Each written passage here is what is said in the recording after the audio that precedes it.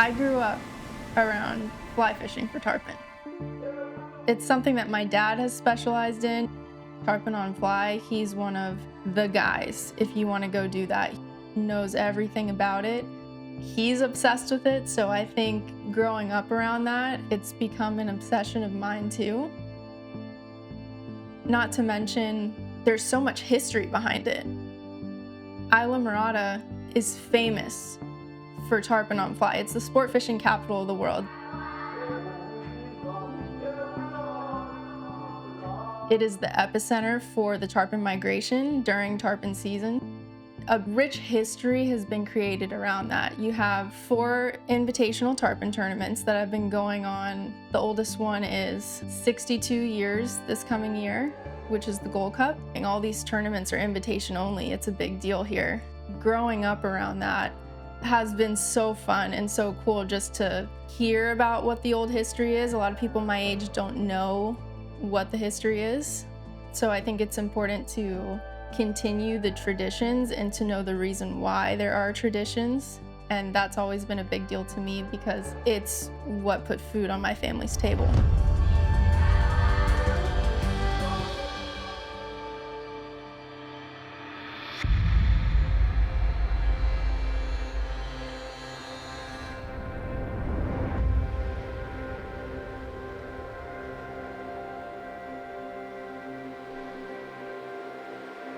There's some areas we have around here where you can have big tarpon on the flats and then little tarpon towards some of these little mangrove islands. On our way out, we come across a flock of birds that are going off. There's some kind of shrimp hatch there on this flat. The birds are going off, and right after we saw the birds, we start seeing all these big tarpon rolling, so we decided to make a stop. There's one right there, Kaylee. Whole school. Don't lead them much.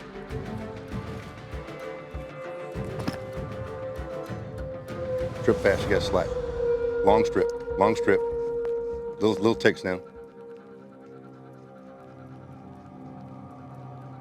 Try another throw. Little left. It can be tough, especially in a low light condition like that, because you don't want to chase after every fish you see roll. A lot of the time it's better to just stay put or just pull a little bit in a certain direction where you see a group rolling, because if you're chasing them around, they tend to catch on to what you're doing and then they'll just leave and it's over.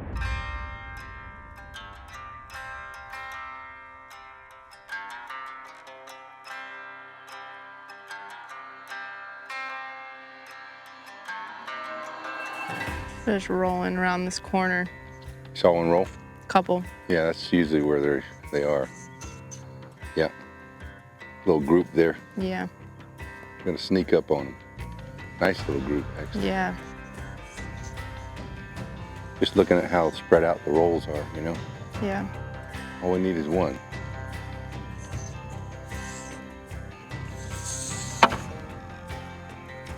You see that one to the right? Yeah. That was kind of Coming out. Uh-huh.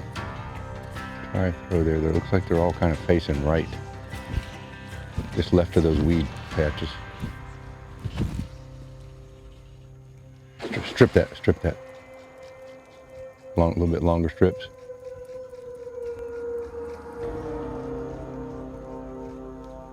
Dang. Well, they were touchy. I don't feel like I put it in there too No, hard. no. Where they spooked, it didn't look like you threw over any. I didn't. Roll cast, snatch the weeds off. Go a little right with it. Right of those big weeds there. Like back cast? Strip that, strip that. Tarpon are my favorite fish to fish for, especially on a fly. It's very technical. They're very picky eaters, so you have to make sure that you put the fly in the right place, move it a certain way. You've got to tantalize them, get them to want to eat, especially when you're in a situation where there is shrimp or crabs or something where they would much rather prefer to eat that. To get them to eat a fly is extremely hard in some cases. There's a fish right here to your left, the whole school. Drop it, don't shoot it. I see him. Yep, strip that. Keep stripping, keep stripping. Strip. Good job. Man, I was looking all out in front of us. I looked over here to the left. There's 50 fish right there. Man, that was cool. Yeah. Slick, calm, clear water. Yeah, the water's super like gin clear in here. It's cool to see a little school of fish. Look at all of them. Oh man. I know. This one is A little spicy. Yeah. If he runs you in the trees, go low with your rod tip. I think you're good, but just in case. Yeah, I don't know what happened on that first shot. It didn't look like you lined anybody. No, I didn't. Yeah, they were just... those fish that spooked, they're on the outside. Yeah, they weren't where your line was. Right. That was kind of weird. This one did not spook. That should be it, I think. Good job. Yeah. Boy, he ate that thing. He liked it. It's a good one. Man, look at his color too. He's nice and dark. Yeah. You know, they kind of take on their surroundings. You know, they change. Right. They're in green water. The back gets kind of green. They're in clear water with turtle grass. You get more silver. Boy, look how long pink look how long his lanyard is on his dorsal. Yeah. Nice dark green color. There he goes. Disappears into the grass.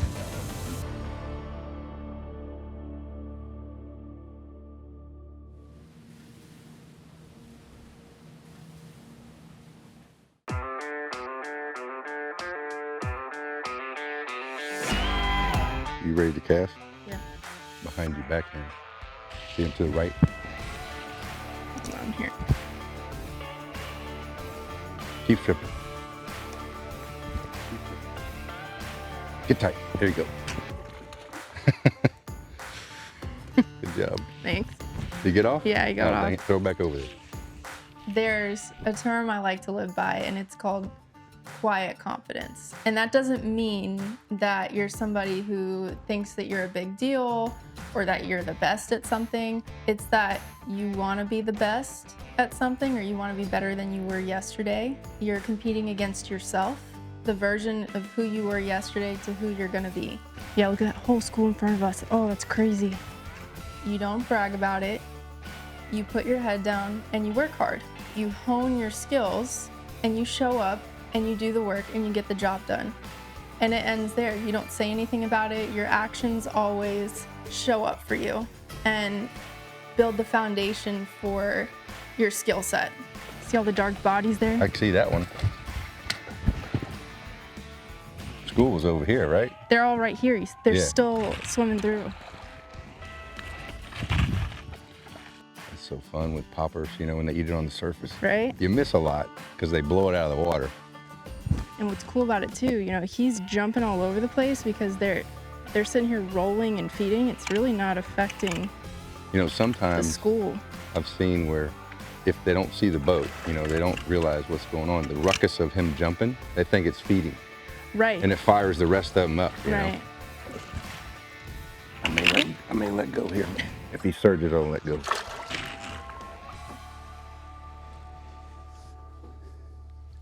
Well, you hooked him right in the butt. My favorite place to hook him. That's a good spot. Less likely to chafe. That's the one spot you never lose a tarpon by pulling the hook, you know? Right. It's just locked in there. And not being in the corner, they're not going to rub it. They're not going to rub through the bite tippet. Right. He's ready to go. He was ready to go.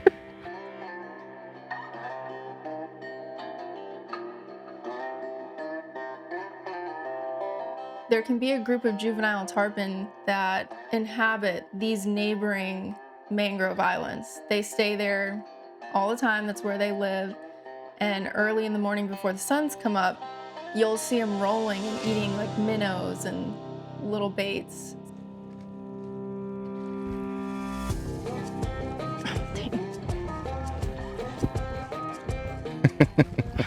3 times? How many times we're gonna miss each other? That first time my hand was wet. Right. Just slipped right through my hands. Damn. There you go. No, he's still there.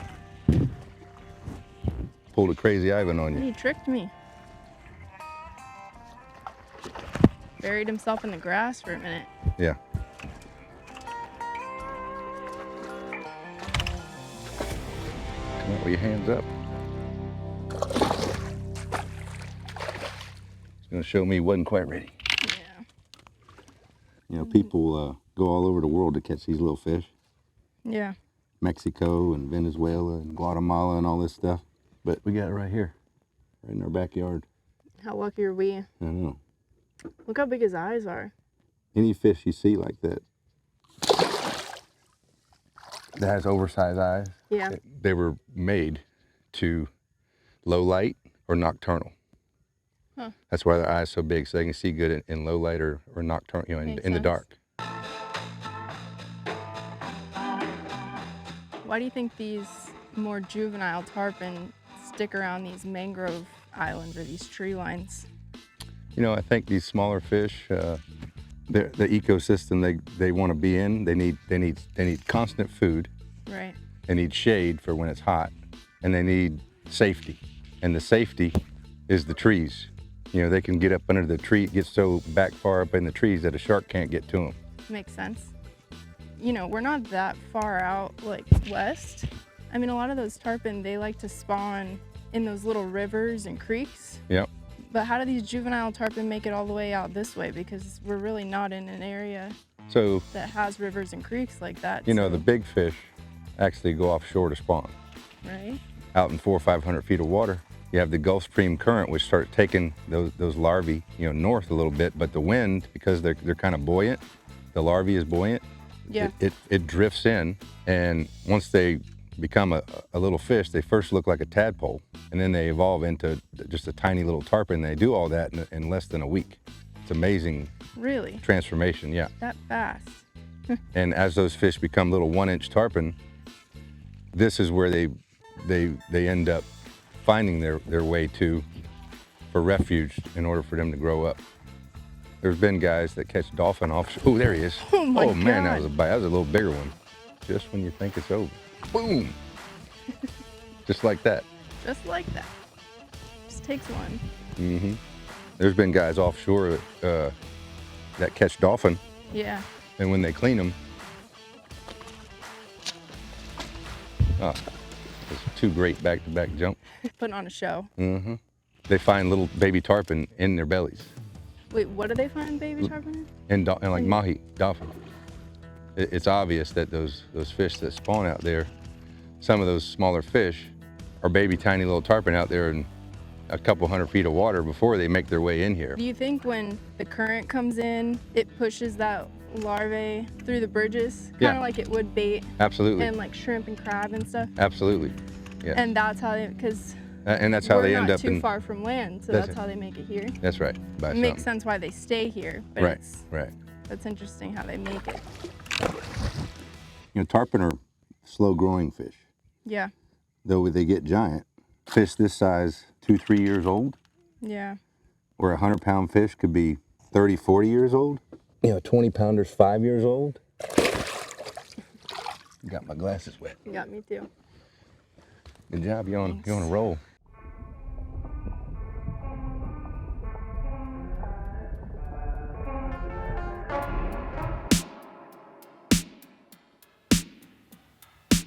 After you fish for these fish for a little while, you have a couple hour window typically to fish for these juvenile tarpon before the sun comes up. So we were a little lucky. There were some clouds, a couple scattered rain showers where it gave us some cloud cover and kept it a lot cooler. That rain helps cool the water off, so those fish stuck around a little longer for us to be able to keep fishing them for a longer duration than you typically would. But as that sun comes up and that shadow line keeps getting smaller and smaller towards those trees, the fish tend to retreat into the shadow within the mangroves, and they stay in there where the current is ripping through, and it just kind of brings bait to them when it gets too hot. It's, you know, it's just like people. If you're outside all day, you know, it might be nice and early in the morning or later on at dusk where the sun's gone down and things cool down, but during the day, it's hot. You don't want to be outside all day. You want to go in and cool. It's the same thing with these juvenile tarpon. Damn. He blew up on that thing. Yeah, he did. It's a good throw too, right up there in the trees. Oh no, you're not taking me back there. That's a bigger fish than I thought it was. No, he was going off. Yeah, right in the button. I'm good at doing that. You know why? Because you strip strike. You don't lift the rod. Right. So that fly slides out and that's where it grabs on the way out, you know? It's a nice one. Sometimes when they're like a little docile like this, Yeah. if you hit them, watch this. Right on the dorsal. I think it's like somebody pinching you. Right. And it's a good way to get them to kick off. It wakes them up. Funny. Yeah. I haven't seen that. Look at all those. You want to catch one? I'm enjoying watching you catch them. Okay. I don't want to miss one and then hear you razz me. Oh, well, that's not part of the game. I'm just kidding. I wouldn't miss them. Let's see it then. Oh no, it's a challenge. Talking shit. My dad is a really good instructor. I've learned everything when it comes to fishing from my dad. But it is fun to put him on the bow. If you wait a little longer on your back cast, see the guy who is like the perfectionist, because he is. He's literally one of the best I've ever seen. Watch the fly line under your feet. Thanks. It is kind of funny just to see him make some similar mistakes that I make or other people might make when they're fly casting. He's talking shit. Yeah. Now all the little things are happening. He's just like everybody else. Missed. A regular Joe. No. Just saying.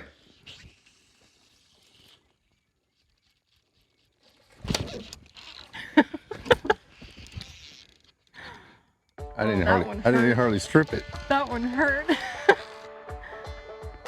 Your fly literally landed on his air bubble. Yeah, that's all.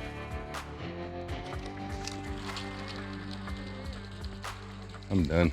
I can't catch one. Dude, you can't get one to the boat? No, I think he actually chafed through. It was getting pretty chafed off. Fly? Had a bunch of weeds on it too. Gotcha. Yeah, he just chafed through it. Well, good try. Thanks for letting me embarrass myself. Not embarrassing. It's fun. I don't care if I catch them. Just like to watch them eat the fly. Well, tarpon are a fish that'll humble you.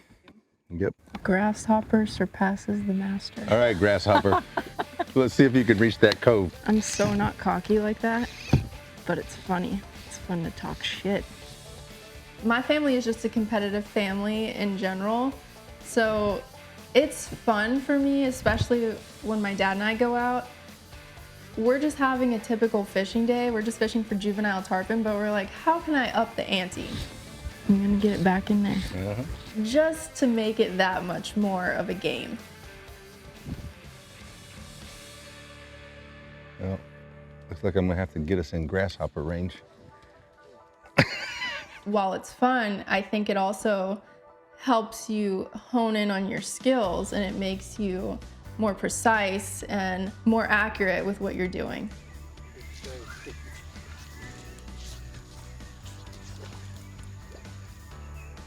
That's probably gonna work.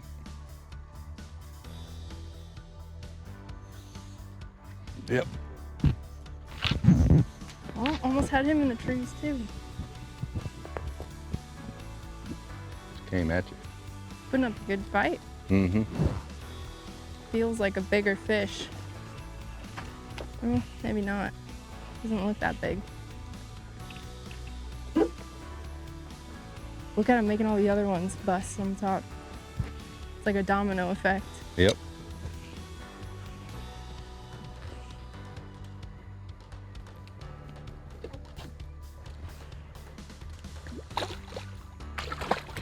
Perfect. Well executed. Thank you. He tried to get you in the trees. Almost got himself in the trees.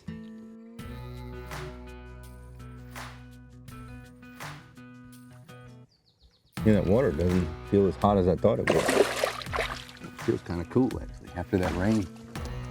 Yeah, it's crazy how much the rain can cool it down. You know, with these fish, it's like a switch. Yeah, the second it gets too hot, it's off. Yep. I mean, they were going off. Oh, it was awesome. It was just a free-for-all. It was like every cast almost. Right. But as soon as we started getting hot, like, you know, started feeling hot, and the sun started beating on us, Yeah. they moved back under the bushes. It's like simultaneous. They felt it too. Well, we had a good morning this morning. It's not even lunchtime, and we caught a whole pile of them.